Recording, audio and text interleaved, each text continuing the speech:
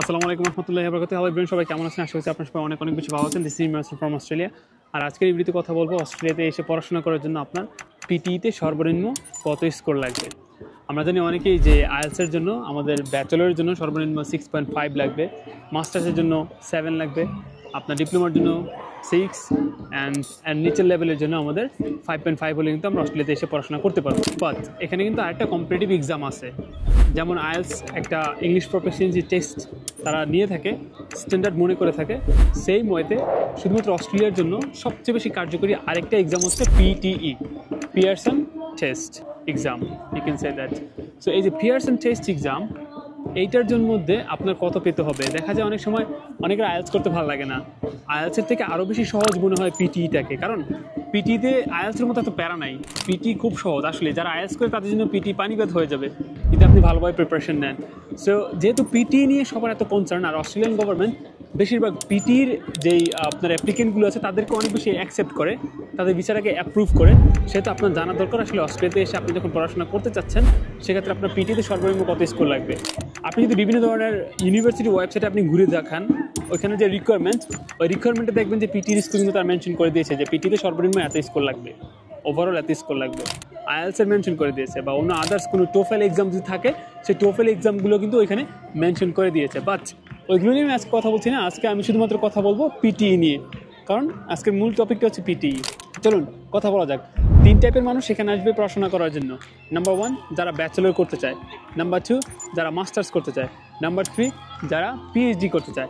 দেখা যায় অনেক সময় ডিপ্লোমা ভালো স্কোর না থাকার কারণে অনেক সময় ডিপ্লোমাও করে অনেকে, বা নিচের লেভেলেও কিন্তু অনেকে ইংলিশ কোর্সেও কিন্তু এখানে আসে। সো ওদেরকে আমি আপাতত এক্সাইটেড রাখছি, বাট এই মেইন 3 টাইপের মানুষকে নিয়ে আমি আজকে কথা বলছি। সো চলুন কথা বলা যাক ব্যাচেলর নিয়ে।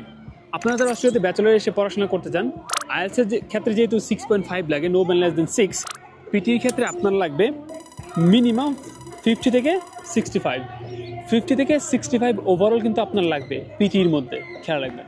সো এই 60 থেকে 55 আপনি যদি পান তাহলে আপনি অস্ট্রেলিয়াতে ব্যাচেলরের জন্য অ্যাপ্লাই করতে পারেন।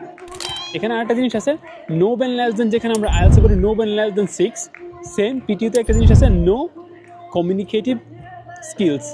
ওইখানে আপনার মিনিমাম স্কোর দেওয়া আছে ব্যাচেলরের জন্য 50, অ্যাটলিস্ট আগে ছিল 48, এখন হয়েছে 50।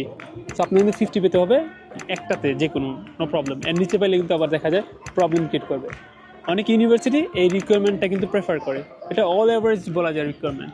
কিছু কিছু ইউনিভার্সিটি আছে এর থেকে নিচের লেভেলের মানুষদেরকে অ্যাকসেপ্ট করে, কিছু কিছু ইউনিভার্সিটি আছে এর থেকে হায়ার লেভেলের মানুষদেরকে তারা প্রেফার করে। সো আপনারা চেষ্টা করবেন পিটিতে যেন 60 বা 50 থেকে 65 মধ্যে যেন আপনারা রাখতে পারেন ওভারঅল। আর নো ব্যান লেস দেন, যেটা আইএলটিএসে বলি, ওইটা পিটির ক্ষেত্রে যেন 50 নিচে না হয়। Let's talk about masters. মাস্টার্সের জন্য সেটা হবে 65 থেকে 72। তো 65 থেকে 72 ফেলে আপনি হচ্ছে এখানে অস্ট্রেলিয়াতে এসে মাস্টার্স করতে পারবেন। যেহেতু পিটি এক্সাম সহজ, সো 65 থেকে 72 তোলাটা আপনার জন্য বেশি একটা প্রবলেম হবে না যারা মাস্টার্স করবেন। যদি আইএলটিএস অনেক বেশি কঠিন মনে হয় আপনার কাছে 7 তোলা, সেটা আপনি পিটিটা দিতে পারেন। আর এখানে আইএলটিএসের ক্ষেত্রে যেহেতু নো ব্যান লেস দেন মাস্টার্সের জন্য 6.5 বা 6, সেহেতু পিটির ক্ষেত্রে নো কমিউনিকেটিভ স্কিলস আপনার মিনিমাম লাগবে 58। সো 58 পেলে কিন্তু আপনি এলিজিবল হবেন অস্ট্রেলিয়াতে এসে মাস্টার্স করার জন্য। Let's talk about PhD. PhD ক্ষেত্রে দেখা যায় অনেক সময় 79 আপনাকে পেতে হবে পিএইচডি করতে আসতে হলে এখানে। এখন এই যে 50 থেকে 65 যারা ব্যাচেলর করতে আসবে, এর নিচে যারা পাবে তারা এখানে ডিপ্লোমা করতে পারবে। তারা ডিপ্লোমা কোর্সে বিভিন্ন ধরনের ইউনিভার্সিটি রিক্রুটমেন্ট অনুযায়ী এখানে অ্যাপ্লাই করলে ইনশাল্লাহ তাদের ভিসাটা হয়ে যাবে। সো খেয়াল রাখবেন আপনার ক্ষেত্রে যেটা ইজি মনে হবে। অনেকে আমরা মনে করি যে পিটিটা আসলে আইএলটিএসের মতো অতটা স্ট্যান্ডার্ড না, যার কারণে আমরা পিটিকে ওইভাবে গুরুত্ব না দিয়ে আমরা আইএলটিএসটা কঠিন মনে হলো আমরা ওই আইএলটিএসটা করার চেষ্টা করি, কিন্তু আইএলটিএস আমাদের দ্বারা অনেকের হয় না, অনেকেরই হয় না। আমি খেয়াল করছি, দেখলাম যে আসলে আইএলটিএস সবার জন্য না। সবাই আইএলটিএস করতে পারে না, সবার ওই ধরনের ইয়েটা থাকে না, প্র্যাকটিসের যেই এনকারেজমেন্ট বলেন কিংবা যে প্র্যাকটিসের যেই ওয়েগুলো আছে ওইগুলো থাকে না। সেক্ষেত্রে তারা কিন্তু আরও সহজ কিছু পদ্ধতি অবলম্বন করে। আর সহজ পদ্ধতি অবলম্বন অস্ট্রেলিয়ার জন্য আরেকটা ওয়ে আছে, সেটা হচ্ছে পিটিই। সো আপনাকে পিটিই দিতে হবে। সো আমি চেষ্টা করব আপনাদেরকে পিটিই নিয়ে কিছু ধারণা দেওয়ার জন্য পরবর্তী ভিডিওগুলোতে ইনশাল্লাহ ইন দ্য ফিউচার। যেহেতু আমি আইএলটিএস দিয়েছি, আমার ওভারঅল স্কোর ছিল 7, এই জন্য আমি আইএলটিএস নিয়ে কথা বলি বেশিরভাগ সময়। তো আমি চেষ্টা করবো যেহেতু আরেকটা ওয়ে আছে পিটিই, এটা দিয়ে অস্ট্রেলিয়াতে আসা যায়, ওই বিষয় নিয়ে আমি কথা বলার জন্য আমি ইনশাল্লাহ চেষ্টা করবো ইন দ্য ফিউচারে। সো আপনারা ওই ভিডিওগুলো দেখবেন। সো এখন আপনারা ডিসাইড করেন যে আপনি পিটিই দিবেন না আইএলটিএস দিবেন। আগে আপনি দুইটাই একটু প্রিপারেশন নেন, দুইটাতে প্রিপারেশন নিলে আপনি একটা আইডিয়া পাবেন যে কোনটা আপনার জন্য সহজ মনে হচ্ছে, কোনটা কঠিন মনে হচ্ছে। যদি দেখেন না না না আইএলস আমার কাছে অনেক বেশি কঠিন মনে হচ্ছে, আমি এটা পারবো না, যতই চেষ্টা করি রিডিং আমি আটকায় যাব, সেক্ষেত্রে আপনি পিটি চুজ করেন। সেম ভ্যালিউ, কোনোটার ভ্যালিউ এখানেও না, কোনোটার ভ্যালিউ আবার নিচেও না, দুইটারই সেম ভ্যালিউ। আপনি পিটিতে যে রিকোয়ারমেন্ট, ওই রিকোয়ারমেন্ট ফুলফিল করতে পারলে আপনি অস্ট্রেলিয়াতে এসে পড়াশোনা করতে পারবেন। আপনি আইএলসের যে রিকোয়ারমেন্ট, ওই আইএলসের রিকোয়ারমেন্টগুলো ফুলফিল করতে পারলে আপনি অস্ট্রেলিয়াতে এসে পড়াশোনা করতে পারবেন। বাট দিন শেষে আপনার স্কোরটা লাগবে, আপনার এই কম্পিটিটিভ ইংলিশ ল্যাঙ্গুয়েজ প্রফিসিয়েন্সি টেস্টের একটা এক্সাম লাগবে, আদারওয়াইজ আপনি কিন্তু অস্ট্রেলিয়াতে এসে পড়াশোনা করতে পারবেন না।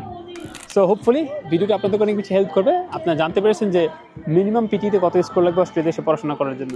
এখন অনেকের অনেক কন্ট্রোভার্সি থাকতে পারে, অনেক দিন আগে আপনি এখানে আসতে পারেন যার এর থেকে নিচের লেভেলে স্কোর ছিল, সে বলবেন যে ভাই আমি তো এত দিয়ে অস্ট্রেলিয়াতে আসছি। সেটা আগের বিষয়, 2025 সালে অনেক কিছু চেঞ্জ হয়ে গেছে। সো আপনাকে ওই বিষয়টা মাথায় রেখে কিন্তু সামনে আগাতে হবে। ইনশাআল্লাহ আপনার সাথে দেখা হবে নতুন একটা ভিডিওতে, নতুন একটা দিনে। ততদিন পর্যন্ত আপনারা সবাই ভালো থাকবেন, সুস্থ থাকবেন। আসসালামু আলাইকুম ওয়া রাহমাতুল্লাহি ওয়া বারাকাতুহু।